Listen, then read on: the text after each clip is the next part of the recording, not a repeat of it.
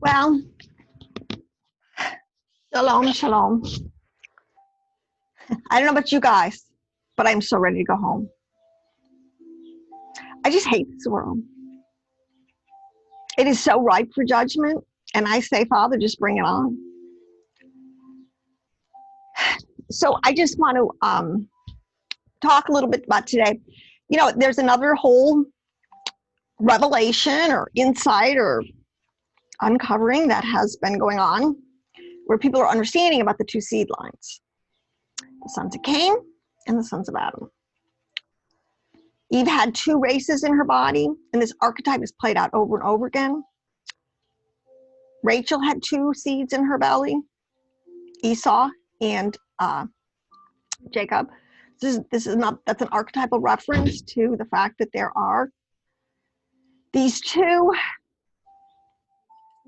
bloodlines that carouse through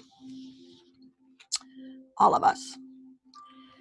But what I want to say today, I have found actually one of the best depictions of sort of what's going on with this can be found in another place. Get ready.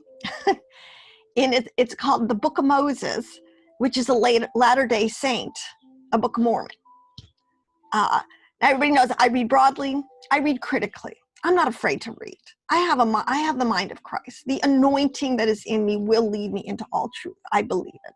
As long as I keep my heart pure, stay focused on Yahweh, and as long as my mitos, my character, stays pure and holy and sanctified, I allow the Father to continue to cleanse me every day. But there's what we're seeing today. I mean, hey, we're in the birth pangs. Things are wrapping up. It's going to escalate more and more. The chaos is only going to increase. You know, one of the prophecies that came out just before, around COVID, people were saying, you know, where it came, buckle up, baby, because it's going to be a very bumpy ride. But there's a verse in Psalm 2:1, and it says, why do the nations rage and the people, oh my gosh, and people plot in vain, which is where we today. Why? You know, sometimes I don't get it. You can do this the easy way or the hard way. And for some reason, mankind always chooses the hard way. Whatever. But the nations, first of all, that's the word goyim. It's the mixed multitude. Because we're to come out of, we're not part of, if you're a believer, if you're truly sanctified, set apart, elect, this believer, you have come out of the nations, you know, come out of her, my people, so that you do not receive her plagues. Okay, so I don't want to go into too much depth on this stuff, but the nations, the 70 nations, there's this concept, it goes back to Babel. But the nations are a mixed multitude. All right, but we, you're part of it, have been cleansed, have been made whole, have been given a new, like our whole DNA, meant physically, emotionally, spiritually, our minds, everything were renewed day by day and made new in the tree of life. But not so for the mixed multitude. Yet anyways, anybody, anytime, any moment, every second, you know, today is Sunday. Sunday represents Hesed. It's the first day of the week, and it represents the first and foremost quality of Elohim that he has promised will be with us, like the sun comes up every morning, and it's his Hesed. It's not his love. God is love. You know, it just loves everybody. Just do whatever you want. God's going to love you. What a lie, people. No, it means that every day his loving kindness will be there. If you want to turn, if you want to repent, his mercy will be there. It will never fail. So if you hear that, whatever, it will never fail. Praise Elohim. So why do these nations rage? Which it's a rage. It's to be in complete turmoil, upheaval, chaos, huge commotion, uproar.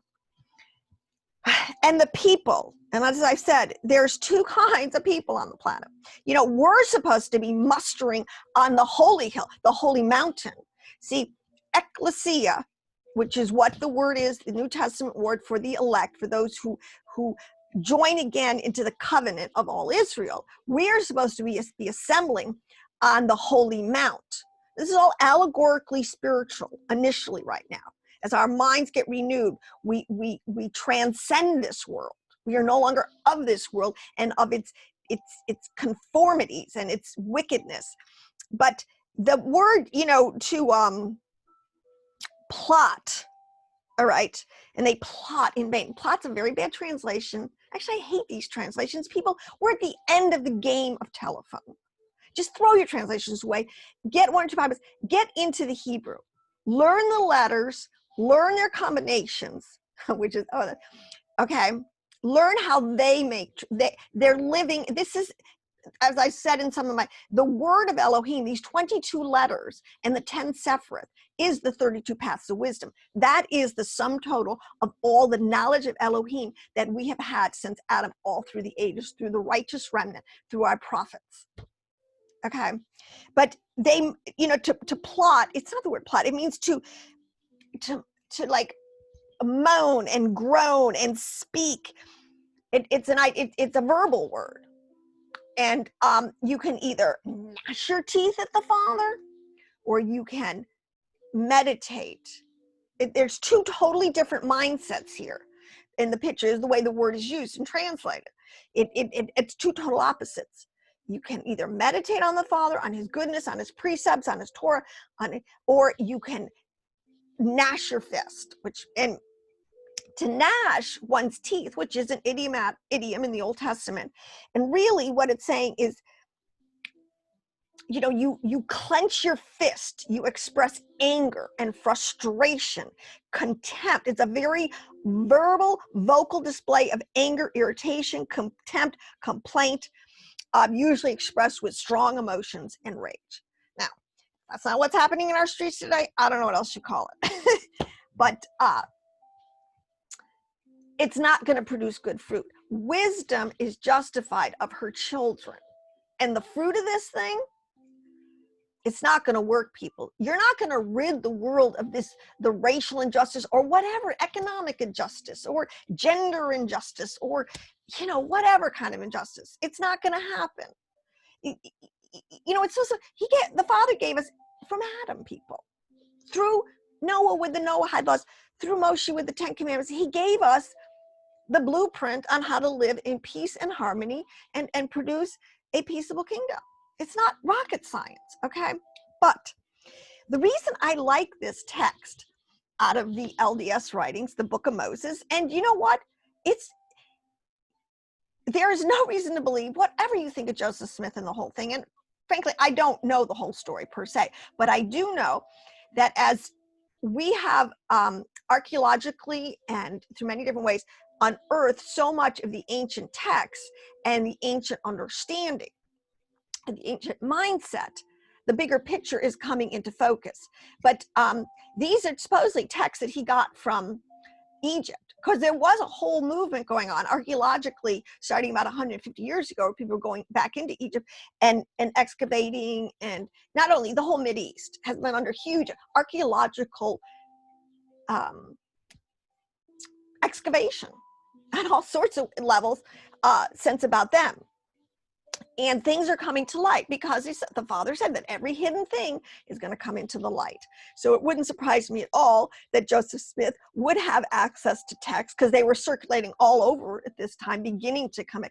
And that there would be this, the scrolls he got would begin to have a bigger picture, a different understanding, a little closer to the truth.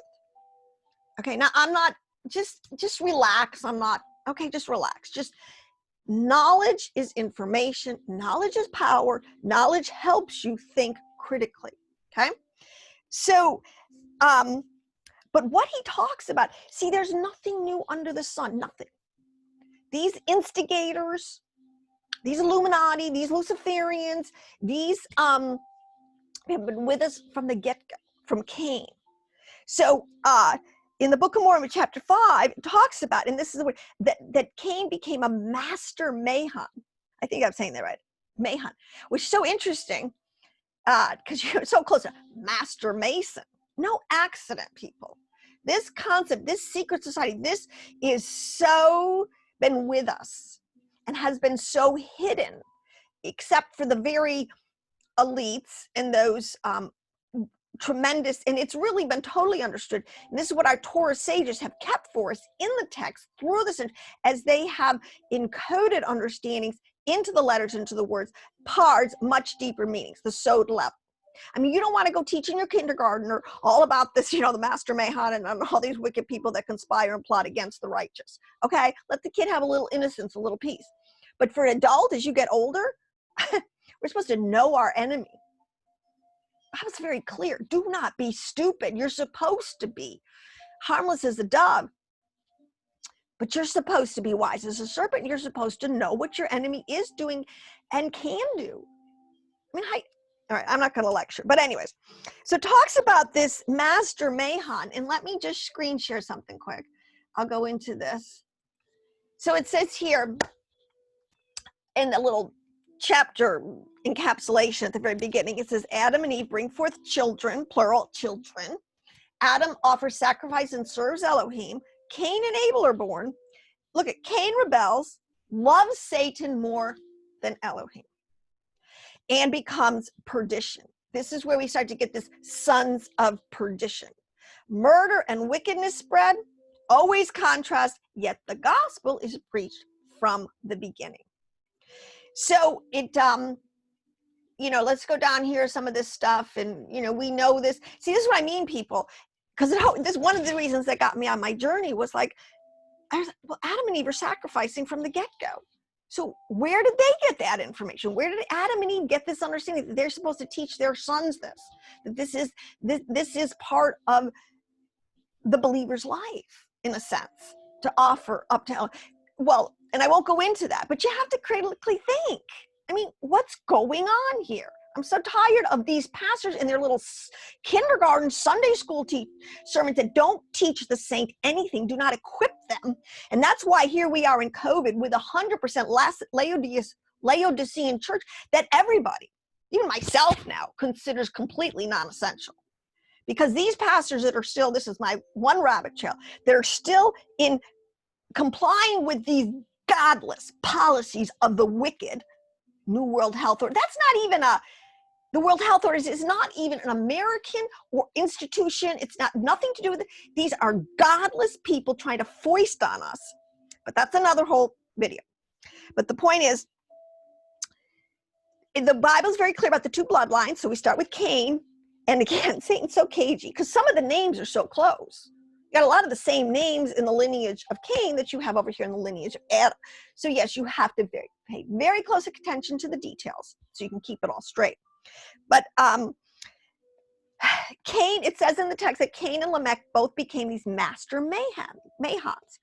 So, and that they were both the masters of a great secret, and they were, keepers of a great secret. So, what is this great secret? And this great secret goes back down into is equated with this other types of secret combinations. So, like, again, what is all this alluding to? But so let me date prophecy, even his wife. I should. And Satan came among them, saying, "I am also a son of God." And he commanded them, saying, "Believe it or not." And they believed it not, and they loved Satan more than Elohim. And men began from that time forth to be carnal, sensual, and devilish. Listen, from the get-go, you had two originators of the seed lines. You had Hasatan and you had Mashiach. And both of them are producing, but again, you'll know them by their fruit. And at this point, you got to wake up, people. If America does not wake up, you are being played. I mean, I'm just so sick of this whole baiting, race rights, all this stuff. This is such a plot of these wicked Mahons, master Mahons, Freemasons, whatever you want to call them, who constantly pit us against each other so that they can energetically stay in control, all right, through all the way through blood sacrifice and drinking of blood to energetically keeping negative energies, their energies predominant in a culture. Believe me, drain the swamp is real. Okay, I don't want to do too much digressing, but you have to understand here that as many as believed in the Son, it says in verse 15, and repented of their sins should be saved. It's nothing new under the sun. This is a cycle. How many times are we going to cycle through this thing? All right. And this is the last cycle. I believe this is the absolute last go around the mountain, so to speak. And only those who can ascend the holy mountain. This is when I say we're supposed to be assembling right now on the holy mountain. And we're supposed to be starting to make also a tumult, a noise, a battle. I'm done. I am going to battle these babies to the very end. The weapons of our warfare. No, you don't take to the streets and allow, again, this is infiltrators to come in. And no, our weapons of our warfare are not carnal. And these are the ones that will work to the pulling down of these principalities and these powers and the alliances that are made, the secret come between Satan, his angelic orders, those that are under him, and wicked men. We've got to get smarter than this, people. That whole George Floyd, that is the most played over playbook in the book. I mean, and there's in this one, and he just preys on us. See, I call it simple Ephraimites, stupid Ephraimites. Yes, you want justice. It's if you are an Adamite, you want justice. See, you yearn for truth. You yearn for justice. You yearn for a peaceable kingdom. You yearn, but you don't know where to get them because you're simple, because you're stupid. I'm sorry. I'm just done with this. All right. Adam. All right. Let me just keep on here. The first things of the flock, we get the whole, people should read this because I think there's a ton of really good information in here. Satan said unto Cain, swear unto me by thy throat. Other words, come into a verbal there, because life and death are in the power of the tongue. All right, unless you confess with your mouth, believe in your heart. Well, it works the same way on Satan's kingdom. All right, he does want a confession and a blood oath. And if thou tell it, so he, in the very beginning, there was, Satan really did to Cain and to all his friends, gave them tremendous secret information on how to continue to wage war successfully against the sons of Adam, unless the sons of Adam got smart and understood and combated it by calling upon the name of the Lord. But the thing is, this is what these wicked do, and this is what they pit. This is the Hegelian dialect. This has been over and over.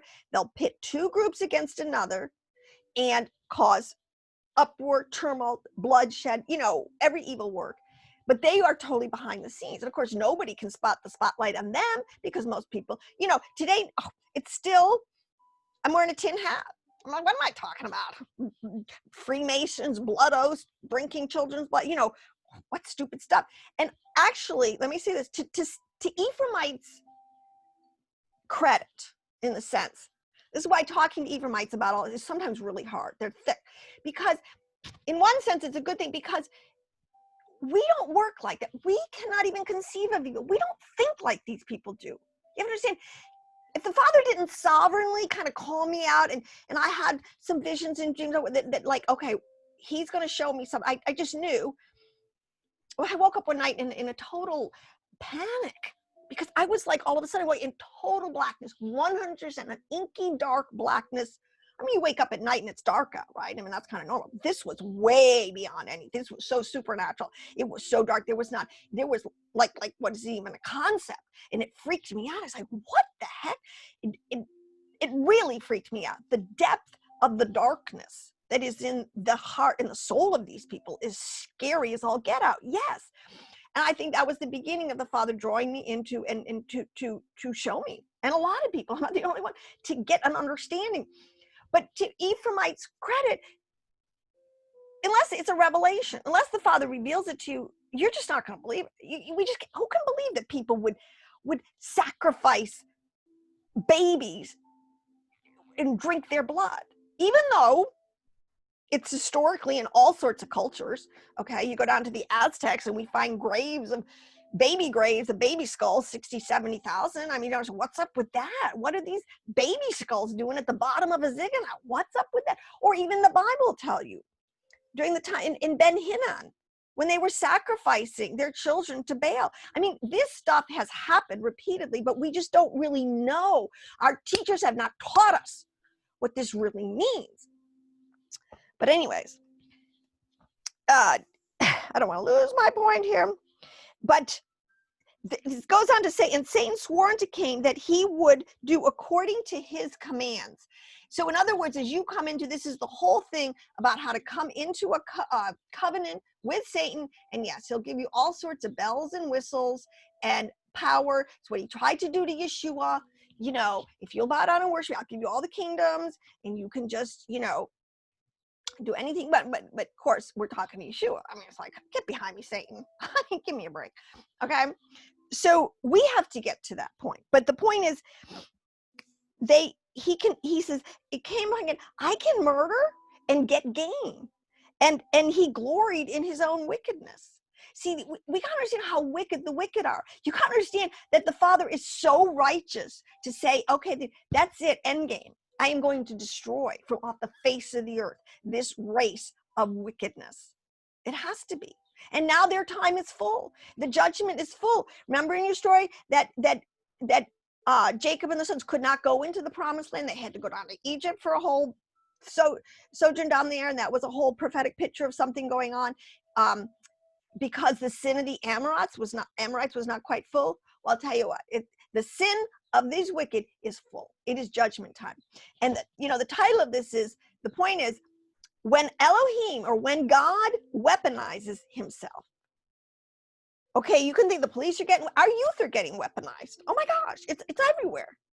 Okay, this level of using each other and things, as a weaponization. But I'll tell you what, it's nothing compared to what's coming upon us now in these birth pains, is the weaponization of God himself, because he is going to fight against these wicked and he's going to win. You ain't seen nothing yet. See, people don't understand the left side of Elohim, the judgments of God and what he has at his disposal.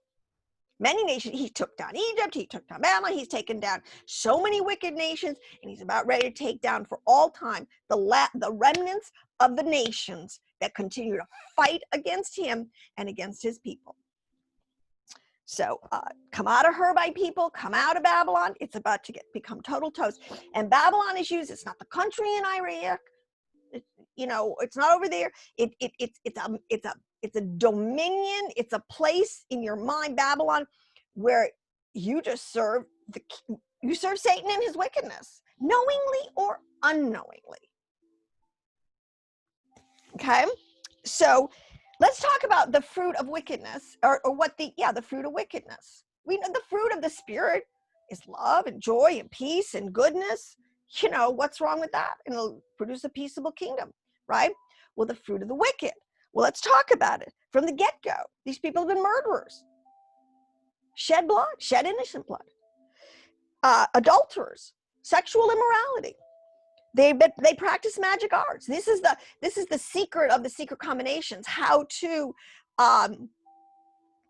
really, it's a lot of this is how to create the smoke and mirrors, so to speak, so that nobody will know that it's you. You're the man behind the curtain. We're not fighting racism. We're not fighting.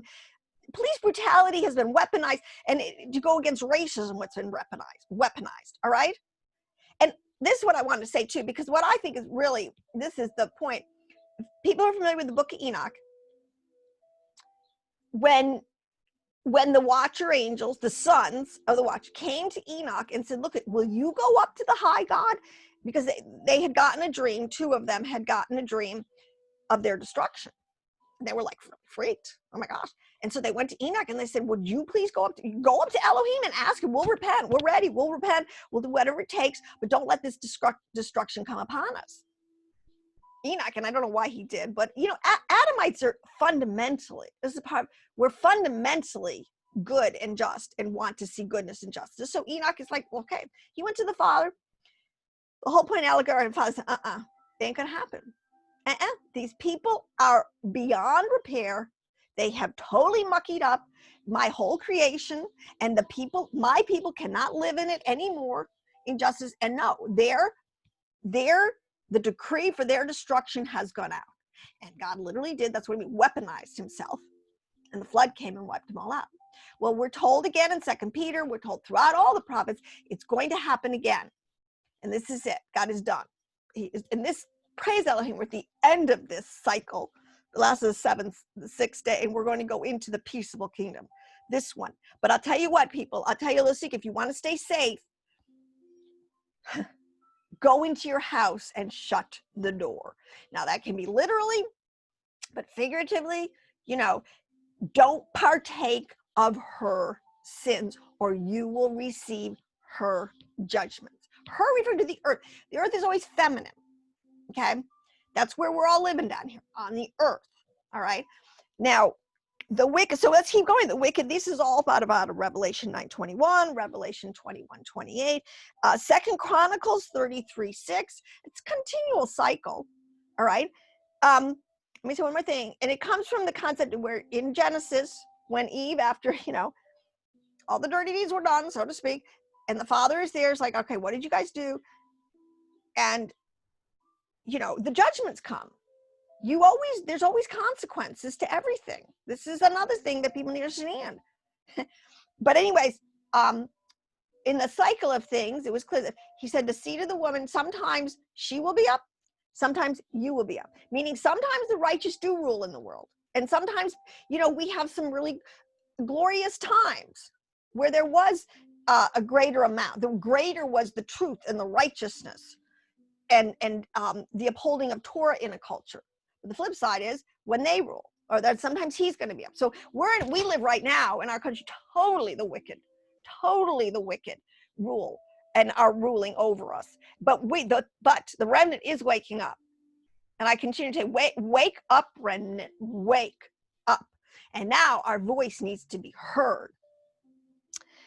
So anyways, but we're back onto their adulterers. They practice magic arts, which is all of these people, and it's so prevalent today. Look at these things where you can spells and things to unknowingly, you know, take down your enemy. I mean, there's so many, because you're in covenant with angels. I can't go into too deep. You are actually making covenant agreements, pacts, things with highly caustic spiritual energies that are commanded, you know, that you can command to go out and do your dirty work for you. There's nothing new under the sun. So they're thefts, they're thieves. Well, isn't that, take the Federal Reserve. I mean, total thieves. They just steal from us. Oh my gosh, there's so many categories of theft, but that's one of their fruits. They steal. All right, they're cowardly. And this is a very important word to understand, because, you know, I was talking about the Laodicean church and the level of leadership we have in this country, which is so appalling. Cowards won't even stand up to a couple of godless policies. What are you going to do, people, when the real prophetic shit hits the fan?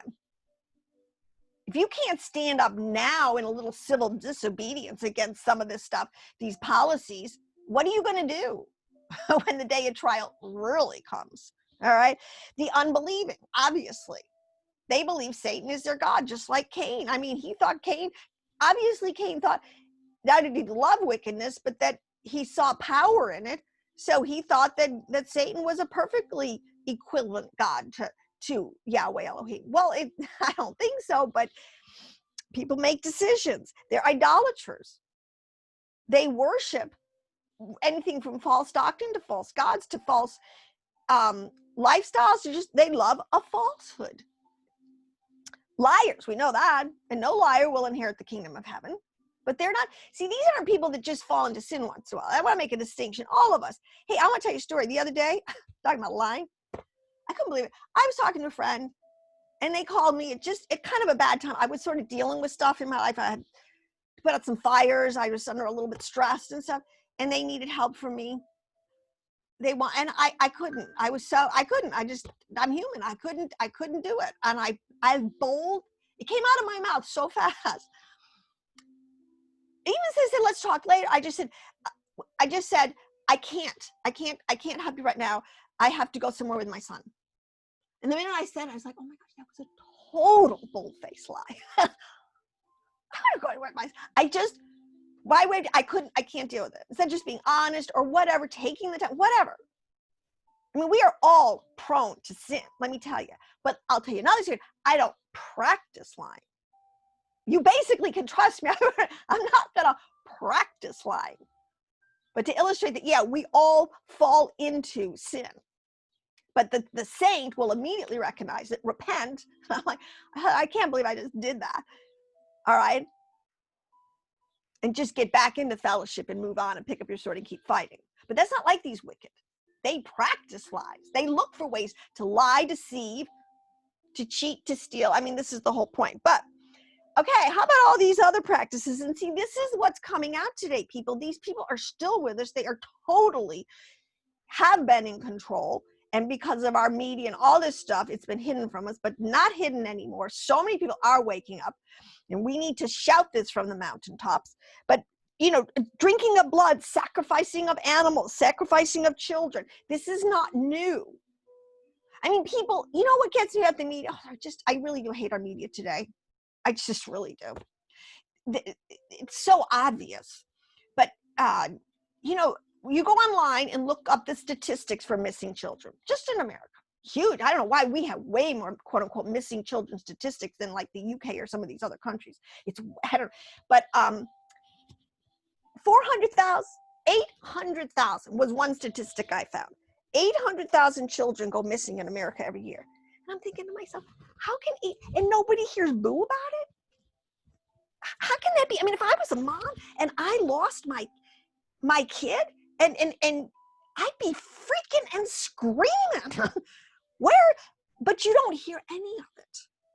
You get little Amber Alerts today, we get a couple of things, but where is the uproar? Even if it's 10,000. Okay, let's say, so maybe 800,000 is a gross exaggeration in the numbers, but they're not. They're usually between 200,000 to 800,000. But let's say 50,000. Where are the moms? What mother would just lay down, oh, my kid's gone, whatever. Okay, there's something really wrong. So, and this has happened to Israel. I mean, the whole story of the Valley of Ben Hinnom, what was going on, Baal Peor. There are so many instances. Don't think, saint, that you're immune from this stuff. If you don't stay vigilant, the top of your game, plugged into Yahweh Elohim, you're sitting to be deceived. And that's what we're seeing. And the fact they've taken our children, you know, I'm sorry, you know, this is, maybe I shouldn't lower myself to the world, but in a lot of ways, I'm just, you know, I listen to this guy, he's like, fuck Harvard, fuck Princeton, and fuck, you people have totally, Princeton, Harvard, and Yale represent, these were some of the foundational universities built by the Ephraimite believers, the Christians who knew their God, who studied their God. These were the foundational schools built in the Northeast in the beginning to train up righteous, powerful leaders. And look where they are. Look at the leaders they're giving us. Oh my God. Like, it's just crazy. Okay. So we have to say that this is nothing new under the sun. This has always been with, but if we don't start to get a grip, to begin to see truth for what it is, and to be able to explain to people and give people a chance to really see what's going on in the bigger picture, to expose these, because see, this is these elitists, you know, they say 3%, you know, these elitists, and it's like 1, 2, 3. Okay. So the first group, maybe the love of money gets people in. Seriously, is the root of all evil. Second level, you begin to see, wow, there's power. Secret combination, there is power. Third, you just make the pact with Satan, and you're just a tool. You're just a tool trying to utterly destroy Yahweh's people. Why do the heathen rage? Why do they? Well, energetically, they are possessed by demonic entities that are shaking their fist at Elohim, because they know of their utter destruction and demise. Why do you think the demon that, you know, in Yeshua cast out is like, oh no, you're going to cast me out before the time? I mean, they know they have authority to go out and deceive the nations, the unbelieving, the unwary, the stupid, the simple in the way. Okay? So let's get smart, people. Let's get smart. So if you want to fix injustice, I don't think marching in the streets and allowing, see, this is what they're allowing the infiltrators to come in and wreak the havoc and the chaos and the destruction and the death, and then just be okay with it. What's up with that? Okay, let's call a spade a spade. If you have a movement, this is, this is the other thing.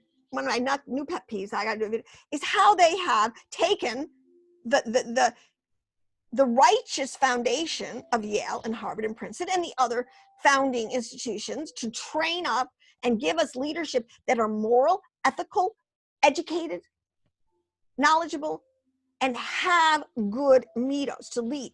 This is the biggest lie we believe today, and the youth. See, this is why, because if you don't have good mitos, which is character, you're not a godly person.